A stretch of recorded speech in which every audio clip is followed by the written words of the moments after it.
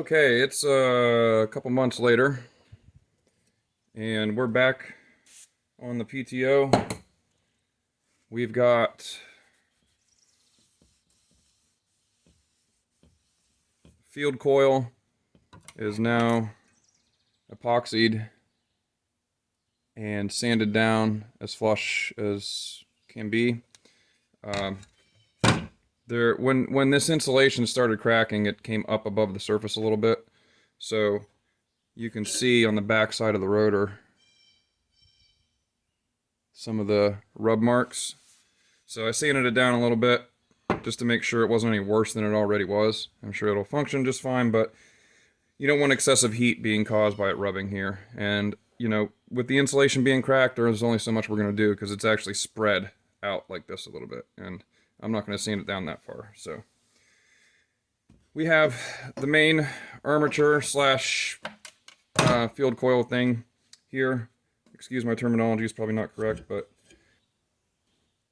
we're going to assemble it on the bench. I think that's what we're going to do. And then we'll take it over to the tractor and we'll actually mount it. The muffler is ready, and the heat shield assembly that goes and protects the PTO from all the heat is here too. So I tracked down the hardware, and we're about ready to reinstall. So you got a spring at each corner, and I believe the way it's oriented on the tractor is like this, with the wire coming out the bottom.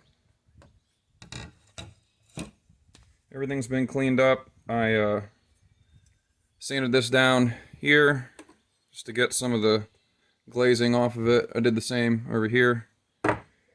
And yeah, now we're gonna attempt to put it back together. Alright, I actually had to consult a parts diagram because it's been 2 years since I pulled this thing off of here, and this is the first tractor of this type that I've owned, so I don't have enough experience to remember exactly where everything should be. So the way that this goes on is, pull these off.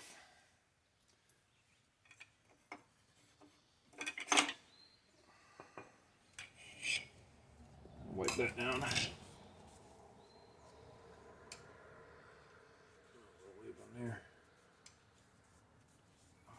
Okay. So the way this goes on is this plate goes on first,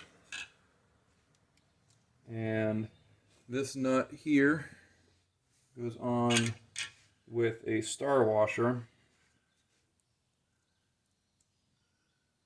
Little guys. I don't believe this star washer is actually going to be doing anything at this point, but we're going to put it on there. Nice low profile washer, so I'll stick with the original there. And then we get another one of those here. And that loosely gets the assembly in place. And leave it a little bit wobbly right now just to ease the installation. Then the rotor goes in. I'm going to lube the bore a little bit. Since this isn't a tapered fit, I'm not worried about cracking anything or breaking anything. So, make sure the key stays in place. Alright, here's our key. And then it appears we get this bushing here. And I went ahead and cleaned this up on the wire wheel too.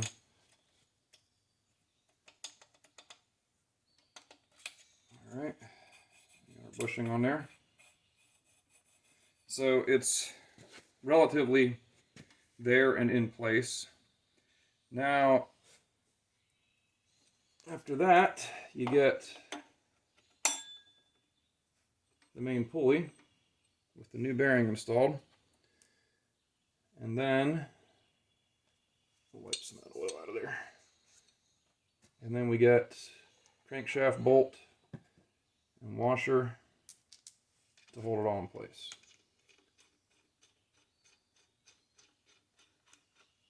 All right. Then at the bottom, we have another 2 screws to hold it to the cover plate here. And I'm going to have to grab some washers for this because I don't have any more of these star washers. Now you can watch me struggle to find a washer. So, yeah, there's 2 washers that were with this, but I want to use them to hold the muffler in place. So I just need to find 2 more. A 3/8 doesn't fit it. I think this must be a 7/16 because it doesn't look like... Yeah, it must be 7/16. I don't want to put a fat 1/2-inch washer on there, but I might end up doing that. Any kind of washer would be good at this point. Nope.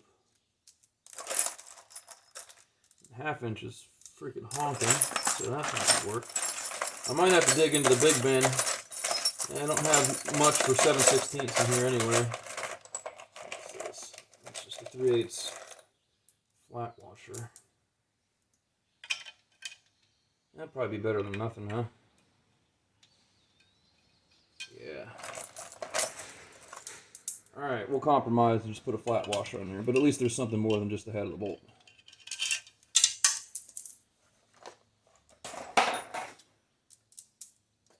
A little lube.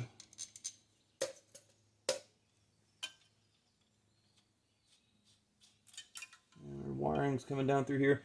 The diagram shows a clip holding the wire from the PTO right here, and it's missing on this one, so you will not see it.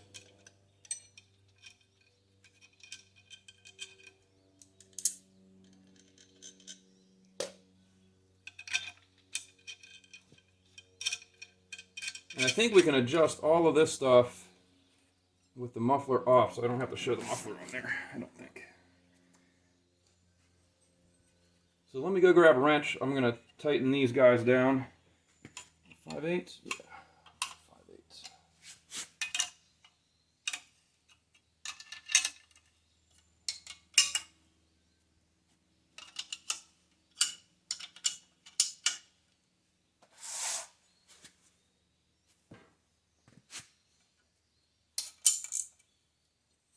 Everybody's spinning happily. Let's see here. Move that plate out of the way. Yep.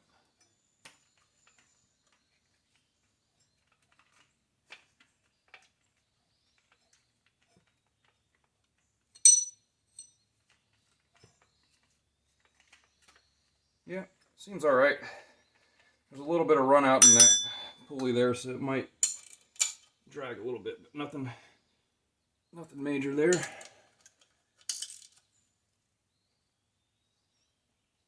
It's just aluminum, so I'm not going crazy on it.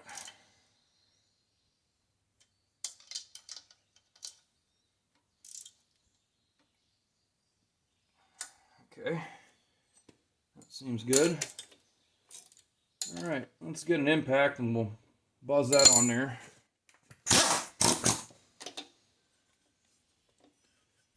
Probably hold the flywheel back here.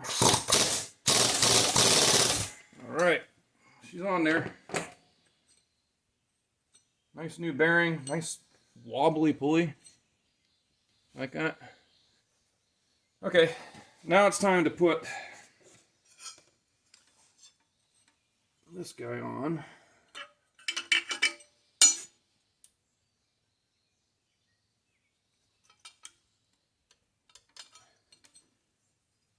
And what this will do will push the fingers, the spring-loaded fingers here, or the spring steel fingers here, towards the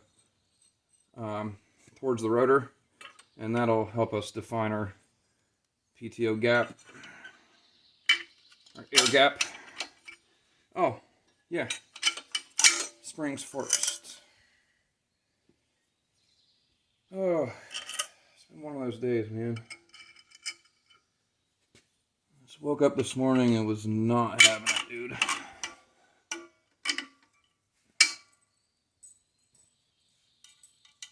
We got our little lock nuts here. Oh, hello, Barker boy. Oh, hi. You're on camera. You better get out of here. Oh. You want to say hi? Oh, hello. What do you think? You want a treat?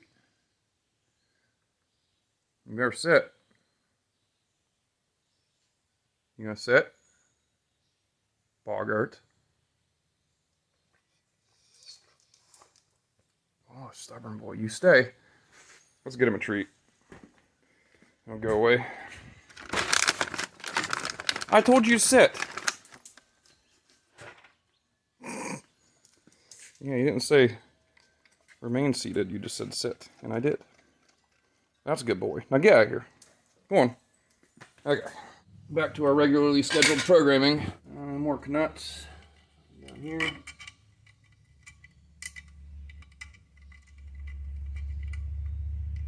So theoretically, these should all be pretty much the same. Like, they should all be adjusted pretty much the same.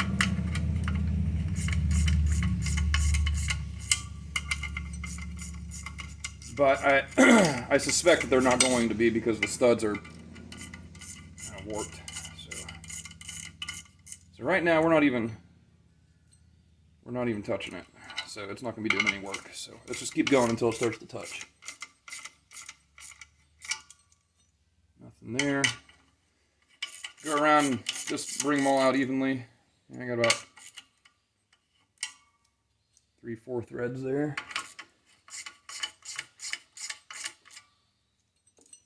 Nothing yet.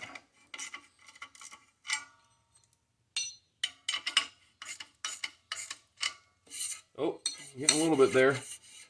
All right.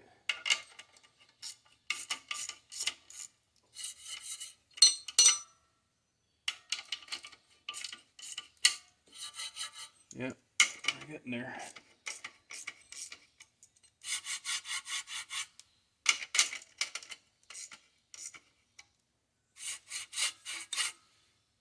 Well, now the fun part, we get to check with a feeler gauge in here and see what our gap is. We definitely got some play there. It's able to move. It's not pushed up against the rotor yet, so let's sneak up on it. So you've got a little notch here, and then down at the bottom there's one too. And we're just going to take a feeler gauge. This one's a 16 right here. And we're going to insert. That's not bad. It's a little loose. Show you what I'm actually doing. So inside there is the intersection of the engine mounted and keyed shaft portion of the PTO and this rotating piece here that actually goes out to the implement. So we're just checking the gap between this surface here of the clutch and this surface here. And it's going to be hard to see that in here, but you're just throwing it in there, seeing what kind of resistance you get, just like you're using any other kind of feeler gauge for anything else. Might be a little tight at the bottom. So, I got it down here. Too tight? I think so. I think it is too tight.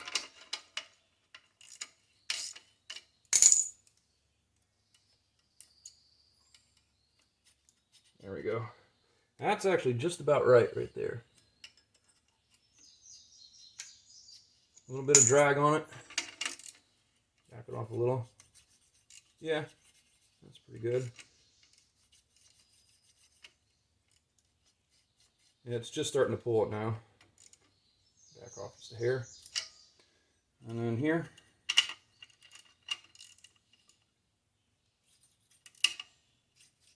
Yep. Back off just a hair. And then over here.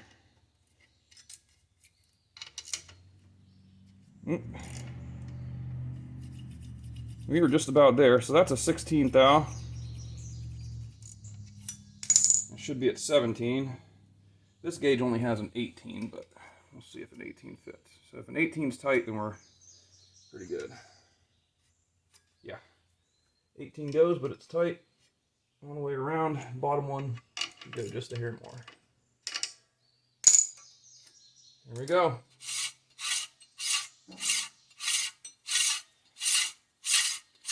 So now we can test it and make sure that it works. We're basically just going to hook up a jumper wire to this and make sure it goes clink before we start putting everything back together.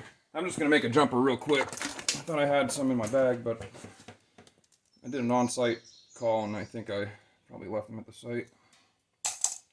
So this wire here will be our hot,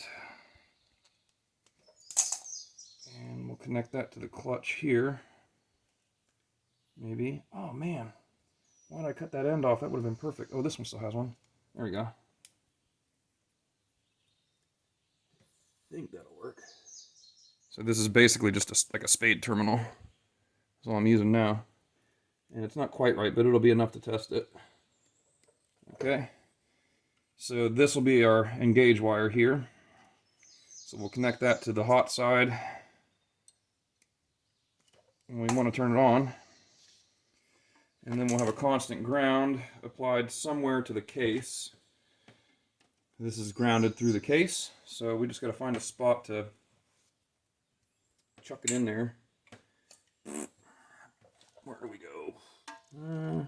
Theoretically, all this stuff should work, but it's all kind of rusty. I'm going to cross my fingers that shoving it in one of those will work.